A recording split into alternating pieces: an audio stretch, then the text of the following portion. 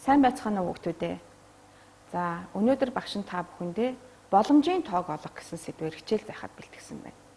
За, боломжийг олох ер нь яг ямар шаардлагатай байдаг вэ? Боломжийн тоог олж сурснараа аливаа асуудлыг шийдвэрлэх олон боломжийг олж харах, тэр дундаасаа өөрт шаардлагатай, өөрт хамгийн энгийн хялбар төсөр хүрэх боломжийг тооцоолж олох чадвар суулгадгаараа энэ хичээл их чухал хичээл гэдгийг ойлгох хэрэгтэй хүүхдүүдээ.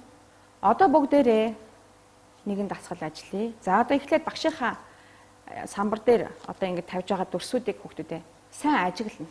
За ямар дүрс тавьж гэнэ гэдгийг сайн ажиглаарай хүүхдүүдээ. За ажиглахдаа хэлбэр, өнгө, тийм ээ, тоо ширхгийг ажиглана. За ажигласан байх гэж бодож байна. За багш нь одоо эдгээр дүрсийг энэ хайрцагт хийчихье. За энэ дүрсийг ингээ хайрцагт хий. За энэ хайрцагнаас одоо бүгдээрээ тодорхой нөхцөлийн дагуу, өгөгдлийн дагуу боломжуудыг тооцоолно. За багш нь энэ хайрцагтаа дүрснүүдээ энд ингээ тавьчихъя. За ингээд багшийнхаа самбар дээр тавьсан асуултуудыг бүгдээрээ эхлээд уншина хүүхдүүдээ. За энэ хайрцагнаас цэнхэр өнгийн дугуй судлах боломж алхир байна вэ? За мөн гурвалжин дүрс суглах боломж алхир байна вэ? За шар өнгийн дугуй суглах боломж байгаа юу? Ногоон өнгийн дугуй суглах боломж байгаа билүү те? За шар эсвэл ногоон дүрс суглах боломж алхир байна вэ гэдгийг бүгдээрээ тооцоолно. За энэ хайрцагт хэдэн ширхэг ямар дүрс орсныг та нараа санаж байгаа учраас эдгээр хариултандаа хариулахад бэлэн байх гэж бодож байна, тийм ээ? Ямар нэгэн дүрс сугалж авлаа гэхэд цэнхэр өнгийн дугуй суглах боломж байгаа байлгүй хүүхдүүдээ. За энэ цэнхэр өнгийн дугуй байгаагүй учраас энэ бол боломжгүй юм. Энэ бол боломжгүй. За энэ боломжгүйг бүгдээрээ юу гэж тэмдэглэх вэ? Огт байхгүй боломжгүй зүйлийг боломжгүй гэж тэмдэглэн, тийм ээ? Энэ хайрцагнаас ямар нэгэн дүрс суглаа гэхэд гурвалжин дүрс суглах боломж байгаа байлгүй хүүхдүүдээ. За энэ бол боломжгүй юм. За боломжгүйг бид нар юу гэж тэмдэглэх вэ? Энэ бол энэ хайрцагт гурвалжин дүрс байхгүй учраас тэг боломжтой гэж үзсэн, тийм ээ? Боломжгүй гэж үзсэн. За шар өнгийн дугуй суглах боломж байгаа билүү? Энэ шиг хэдэн шар өнгийн дүрс байгаа билээ? Ерөнхийдөө хүүхдүүд мэдчихэж байгаа, тийм ээ? За шар өнгийн дүрс суглах боломжтой. За ногоон өнгийн дугуй суглах бас боломжтой. За энд бол шар ба ногоон өнгийн дугуй дүрснүүд орсон байгаа шүү дээ, тийм үү? За одоо эндээсээ бүгдээр шар өнгийн дугуй суглах боломж хэд байгаа вэ? 5 дүрснээс хэдэн шар байсан бэлээ? За хүүхдүүд мэдж байгаа 3 шар 2 ногоон дүрс байсан биш шүү дээ, тийм үү? За хамгийн сүүлийн асуулт. Шар эсвэл ногоон дүрс суглах боломж ямар байгаа вэ? За энд ерөөсөө шар ногоон 2 дүрс байгаа шүү дээ, тийм үү? Ямар ч дүрс сугалсан шар юм уу эсвэл ногоон дүрс байх нь гарцаагүй юм байна. Гарцаагүй. Тэгэхээр ийм боломж хинт хэд байна гэсэн үг. Энэ 5 дүрс орсон учраас 5 байна гэсэн үг. За тэгвэл бүгдээрээ энэ байгаа дүрсээс нөхцөлийг хангах боломжтой гарцаагүй гэсэн нөхцлүүдийг бид нар тодорхойлж сурлаа. За одоо бүгдээрээ дахин нэг дасгал ажиллая. За хүүхдүүдээ одоо багш нь самбар дээр энэ 2 хэсэг хүзрийг ингэж үзүүлсэн байгаа. За хүүхдүүд ерөөхдөө энэ хэсэг өрсөн 2 хэсэг тус бүр ямар хүзэр байгааг сайтар ажиглаарай. Илүү сайн анхаарлаа хандуулъя.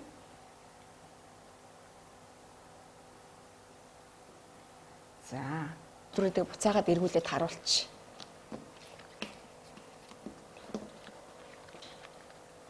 За хүүхдүүдээ хөзрөө сайн ажигласан байх гэж бодож байна. Одоо энэ 2 бүлэг хөзрөөсөө энэ дараах одоо тавьсан өгөгдлийг харуулах хөзрийг одоо альнаас нь сугалбал илүү боломжтой байх уу гэдгийг тооцоолно. Жишээлбэл энэ хоёр одоо хэсэг хөзрөөс аль хэсгээс нь гилийн хөзөр суглах боломж их байх вэ? Аль хэсгээс нь гилийн хөзөр суглах боломж их байх. За аль хэсгээс нь бундын хөзөр суглах боломж их байх уу? Хүүхдэд тооцоолно шүү. Ерөнхийдөө хөзрүүдээ сайн хөдөлсөн учраас тийм ээ. За аль хэсгээс нь хар хөзөр. За хар хөзөр гэдэг маань хар өнгөтэй хөзөр хэлж байна тийм ээ. Боломж байна уу? Их байна уу? Аль хөзрөөс нь тамга хөзөр суглах боломж их байх уу? Аль хэсгээс нь хүн хөзөр. За энэ хүн хөзөр дээр багш нь тайлбар хэлье. Хүний дүрстэй ноён хатан боол бол одоо хүний дүрстэй хөзөр учраас хүмүүс хүн хөзөр гэж хэлэх юм байдаг тийм ээ. За энэ хоёр бүлэг хөзрөөс эдгээр нөхцлүүдийг хангах одоо хөзрийг суулгахын тулд альнаас нь их л суулгах уу гэдгийг бүгдээ тооцоолъё. За ажиглаараа хүүхдүүдээ.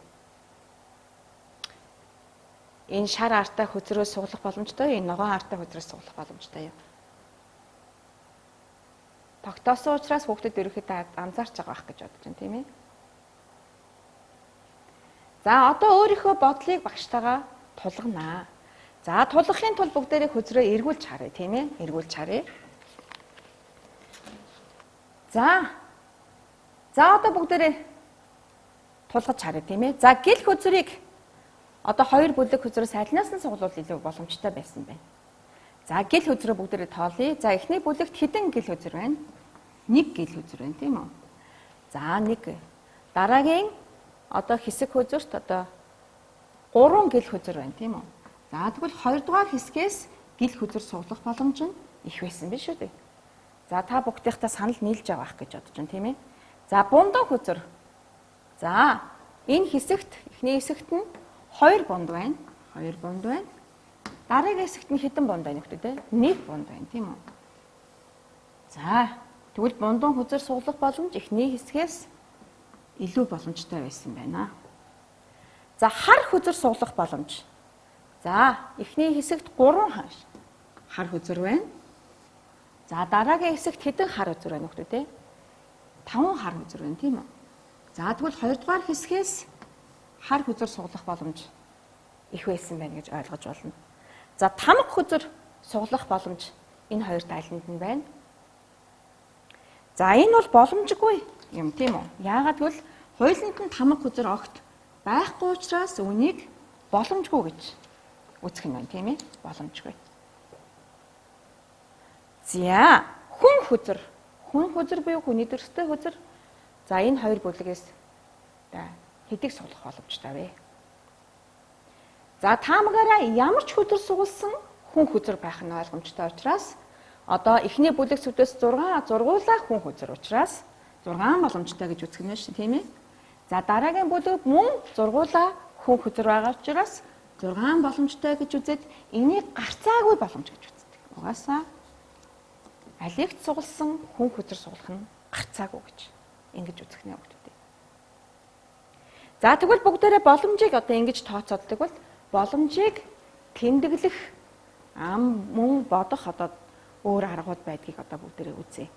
За боломжийг тооцоолохдоо бид нэр зоосны бодлогыг нэлээд авч үздэг ч үгүй тийм үү. За энэ бол зоос байна тийм ээ.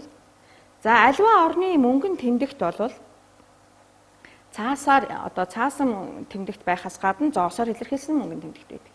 За энэ бол манай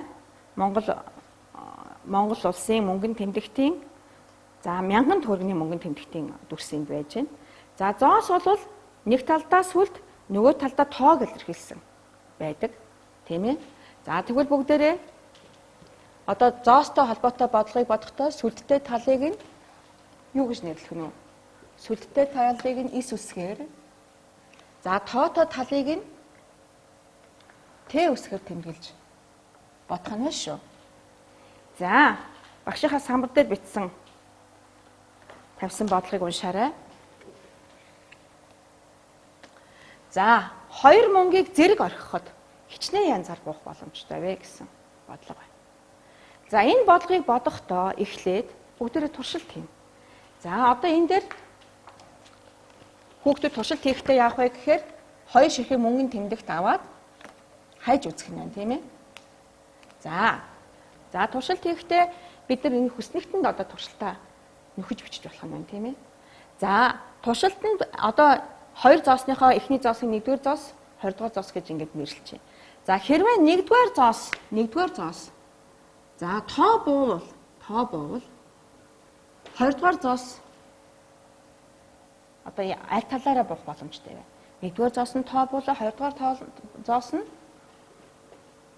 тоож бууж болно. Эсвэл сүлдэж бууж болно, тийм ээ. Тоо байхад 1-р зоос нь тоо байхад 20-р зоос нь тоож бууж болно, сүлдэж бууж болно. За 1-р зоос нь сүлд буухад 20-р зоос нь мөн юу бууж болох вэ гэдэг үү?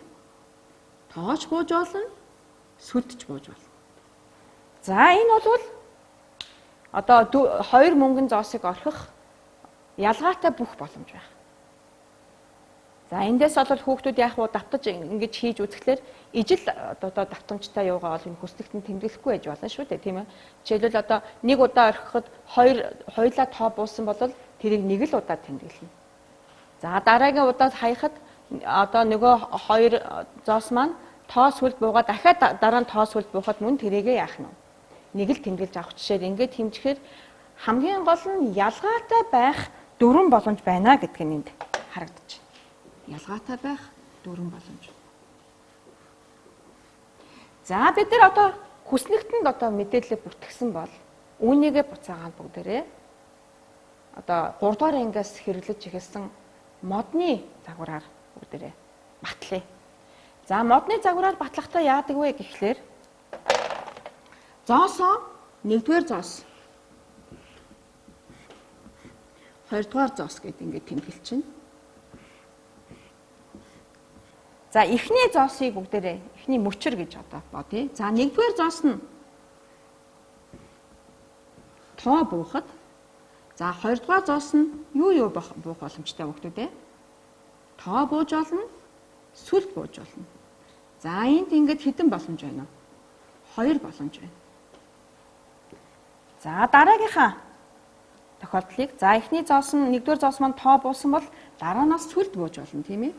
За сүлд буух юм бол 2 дахь зоос мөн тоож бууж болно, сүлдэж бууж болно. Ингээд бодохоор нийлээд 2 боломж. За тэгээд хамгийн сүүлд 2-ыг хүржих нь 2, тэнцүү 4 боломж байна гэдгийг хамгийн сүүлд ингээд батлах байх нь тийм үү. За тэгвэл бид нар ерөөхдөө туршилтыг эхлээд хүснэгтэн тэмдэглээд хүснэгтнээсээ бүгдээрээ одоо модон загвартаа ингэж шилжүүлж бичиж одоо бодох шаардлагатай юм байна. За одоо бүгдээрээ тэгвэл ахаад нэг өөр нэг бодлого бодъё. За сайн уушаарай. За 2 шоог зэрэг орхиход хичнээн янзаар буух боломжтой вэ хүүхдүүд. За энэ дээр бүгдээрээ 2 өнгийн шоо авлаа. За энэ 2 шоо маань за мэдээж бүгдээрээ туршилт бол хийж таарна тийм ээ. Туршилтыг хийн. За 2 шоог зэрэг орхиход за энэ багш нь болохоор ялгаатай 2 шоо гэж авч байгаа юм л та. Энд нэг нь болохоор улаан шоо байна, нэг нь цэнхэр шоо. За энэ хоёрыг ингээд зэрэг ингэж орхиход хэдэн ялгаатай одоо боломжоор буух вэ гэдгийг бүгдээрээ үзье. За их багш нь эхлээд орхино. За энэ 1-р шоо бол цэнхэр шоо, 2-р шоо бол улаан шоо хүүхдүүд ээ. За цэнхэр шоо маань 1 буусан байна. Улаан шоо маань 3 буусан байна. За одоо багш нь тэмдэглэе. Цэнхэр шоо маань 1 буусан байна. Улаан шоо маань 3 буусан байна. За одоо эндээс цаашаа ургуулад бүгдээрээ бодъё. За цэнхэр шоо 1 буухад улаан шоо өөр хэд буух боломжтой вэ? За шоо маань үндсэндээ 6 одоо талтай буюу 6 тоотой байдаг шүү дээ, тийм үү? За тэгэхээр 3 буусан чинь 2 бууж болно. Өөр хэд бууж болох вэ? 1 бууж болно, тийм ээ? За цэнхэр шоо 1 буухад за 4 бууж болно. Цэнхэр шоо 1 буухад 5 бууж болно. Цэнхэр шоо 1 буухад 6 бууж болно. Тийм үү? За энэ дээр багш нь дандаа ялгаатай одоо буултыг тавьж штэ тийм ээ? Ялгаатай буулт нь юм байна. За одоо тэгвэл одоо цэнхэр шоон 1 байх одоо бүх боломжууд нь ингээд шахагдчихлаа тийм үү? За тэгвэл дараагийн удаа цэнхэр шоон 2 буух боломжуудыг бүгдээрээ тооцъё. 2 буух боломж.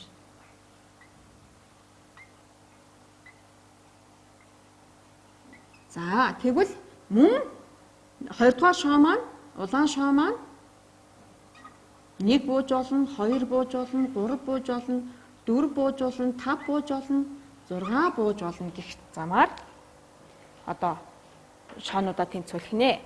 За одоо бүгдээрээ энийг өмнө одоо энэ бодлого модны загвараараа батлая. За цэнхэр шоо бүгдээрээ 1-р шоо гэж биччихье. За 2-р шоо. За 1-р шоо нь 1 буухад 2-р шоо нь 1 бууж болно, 2 бууж болно, 3 бууж болно, 4 бууж болно, 5 бууж болно, 6 бууж болох юм шүү дээ, тийм үү? За үүнийг үнээсээ бүгдээр модоо ургуулж тооцоолъё.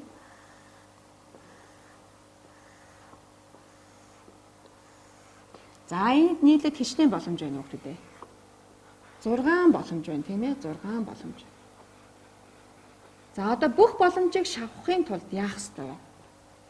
Бүх боломжийг шавхахын тулд энэ бол ганцхан нэгээр эхэлсэн цэнхэр шоон 1 байх боломж шүү дээ. Тэгэхээр цэнхэр шоон 2 байж болно, 3 байж болно, 4 байж болно, 5 байж болно, 6 байж болох учраас энэ 6 боломжоо яаж өгөх вэ хүүхдүүд ээ?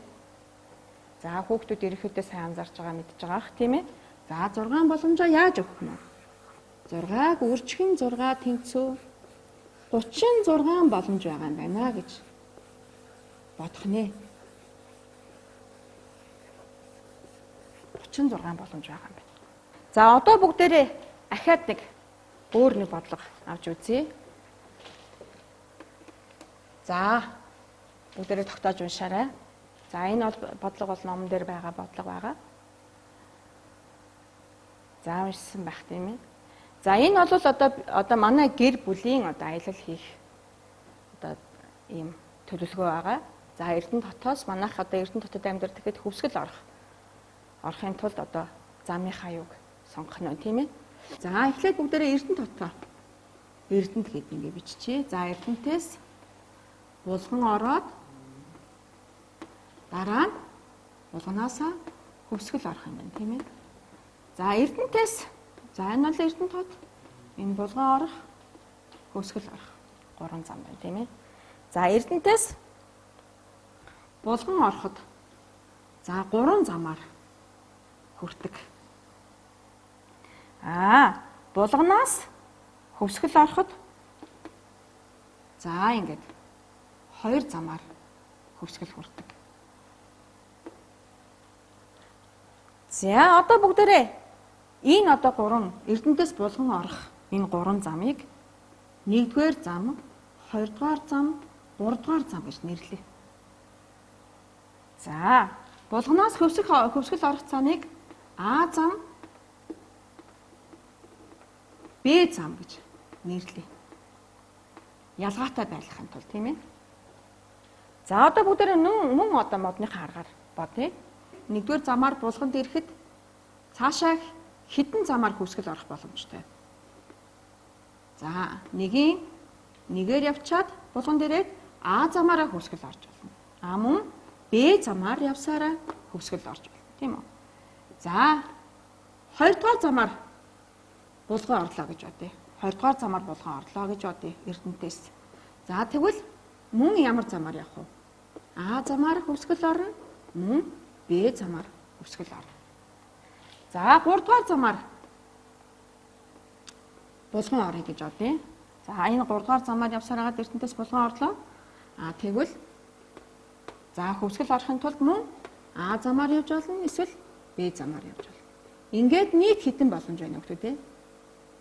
Нийт 6 боломж байна тийм ээ. За тэгсэн чинь энд нэг юм байна. За хүү маань одоо манай 2 хүүхэдтэй гэж бодъё тийм ээ. За ингээд гэрээрээ аялах гэсэн чинь хүү бол заавал Энэ нэгдүгээр замаар явж иж би цаашаа явнаа гэд ингээ хэлээд байдаг. Охин болохоор за булганаас хөвсгөл орох замд бид нар энэ Б замаар явнаа. За хүү яагаад энэ нэгдүгээр замаар явж байгаа юм гэхээр энд өвөөгийнх нь байсан гэж тооцоо тийм ээ. Өвгөхөөрөө дайраад явна гэсэн. Охин болохоор байгалийн үзэсгэлэнт одоо нуурыг үзчихэд цаашаа явна гэсэн одоо санал гаргасан тийм үү. За тэгвэл одоо бүгдээрээ яриад бодолцъё. Хүүгийн одоо тийм ээ зөвхөн хүүгийн саналыг харгалзаад явах хэдэн боломж байна? За яг хүүгийн хүслээр явах юм бол хэдэн зам боломж байна хүмүүстээ тоолъё. За хүүгийн замаар явлаа 1. За энд ирлээ. За цаашаа хэдэн боломж байна? 2 боломж байна тийм ээ? 2 боломж. За охины саналыг харгалзъя гэвэл. За охин болвол булганд одоо ямар ч замаар ирсэн хамаагүй шүү дээ. Гол нь булганаас хүсгэл орох замдаа энэ байгалийн үзэсгэлэнт нуурыг үзэх гэсэн учраас охины одоо хүслийг одоо биелүүлэхийн тулд хэдэн боломж байна уу тийм ээ? Энэгээр ч явж болно, нэгээрээ явж болно, хоёроор явж болно, гурваараа явж болно. Охины хүслийг биелүүлэхэд бол 3 боломж байгаа юм тийм ээ? За охин хүү хоёрын хуулийнхын хүслийг биелүүлъя гэх юм бол охин хүү хоёрын хуулингийн хүслийг биелүүлэх юм бол хэдэн боломж байна бүгдээрээ бодъё. Хүүгийн хүслийг ч биелүүлнэ, охины хүслийг ч биелүүлнэ гэж тооцох юм бол хэдэн боломж байна? Хүүгийн хүслээр энд ирээд, охины хүслээр хүүгийн хүслээр одоо өвгөхөн дайраад булган дээр нь булганаас цаашаа одоо үзэсгэлэнт нуураа үзчихэд хөсгөлд очно гэхлээр энд бид нэр ганцхан боломж байгаа даа ч тийм ээ. Тэгэхээр бүгдээрээ аяллаа маршрутыг одоо аяллаа чиглэлийг тогтоохдоо бас одоо хүмүүс өөрсдийнхөө саналыг одоо харгалзан энэ аяллахаа чигийг бас тогтоодог байх нэ. За хүүхдүүдээ хичээл маань энэ хүрээд өндөрлөлөө. За хүүхдүүдээ энэ мэдлэгээ ашиглаад гэрийн даалгаварт 498-аас 501 дугаар дасгалаа ажиллаарай. За хичээлд идэвхтэй оролцох хүүхдүүдэд баярлалаа. Баяртай.